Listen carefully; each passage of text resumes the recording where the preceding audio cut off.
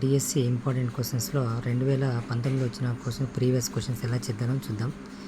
A/B 3/5 దీన్నే A/B 3:5గా రాసుకోవచ్చు. A/B 3/5 ఇచ్చినారు కాబట్టి దీన్ని 3:5గా రాసుకోవచ్చు.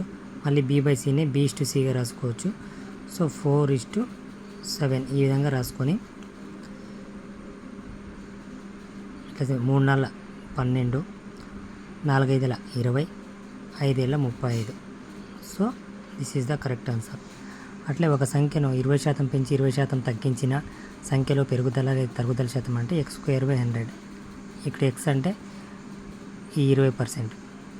2 టైమ్స్ ఇచ్చిన కదా, ఒకసారి పెరిగింది ఒకసారి తగ్గిందని. 20² అంటే 20 × 20 x²/100. 0 0 cancel, 0 0 cancel. సో 2 2 4. ఖచ్చితంగా ఇట్లాంటి ప్రాబ్లంలో నష్టమే వస్తుంది.